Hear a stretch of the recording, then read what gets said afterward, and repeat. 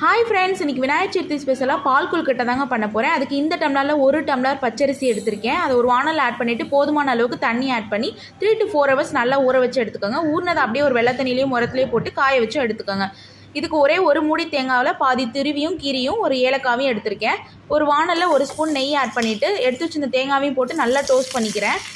இப்போ அரிசி நல்லா காஞ்சிருச்சு, அதை அரைச்சி எடுத்துக்கிறேன். ஒரு வானலில் கொஞ்சமாக தண்ணி உப்பு ஆட் பண்ணி அரைச்சிருந்த மாவையும் ஆட் பண்ணி நல்லா கிண்டிக்கிறேங்க. இந்த மாதிரி பதத்துக்கு வந்துடும். ரவுண்ட் பால்ஸாகவும் பிடிச்சிக்கிறேன். அதே டம்ளரில் 1 டம்ளர் வெல்லம் எடுத்திருக்கேன். இப்போ ஒரு வானலில் தண்ணி சேர்த்துட்டு அந்த வெள்ளத்தையும் ஆட் பண்ணி நல்லா கொதிக்க வைக்கும் போது அந்த பச்சரிசி மாவுலேயே கொஞ்சம் வச்சுருந்து அதில் தண்ணி ஆட் பண்ணிக்கோங்க. கொஞ்சமாக ஒரு பிஞ்ச் சால்ட்டு எடுத்து வச்சு இந்த பால்ஸையும் நான் ஆட் பண்ணிக்கிறேன். இது கூட 1/4 லிட்டர் பேக்கெட் பால், ஒரு 1/4 லிட்டர் பால் ஆட் பண்ணி ஒரு நல்லா கொதி வந்ததுக்கப்புறம் டோஸ்ட் பண்ணியிருந்த தேங்காவையும் போட்டுட்டு ஒரு 5 minutes கொதிக்க விட்டு ஆஃப் பண்ணுங்கள். சூப்பரான பால் கொழுக்கட்டை ரெடி. ஃப்ரெண்ட்ஸ், நீங்களும் ட்ரை பண்ணுங்கள். எப்படி இருந்துச்சு சொல்லுங்கள். எல்லோரும் சப்ஸ்கிரைப் பண்ணுங்கள். தேங்க்யூ.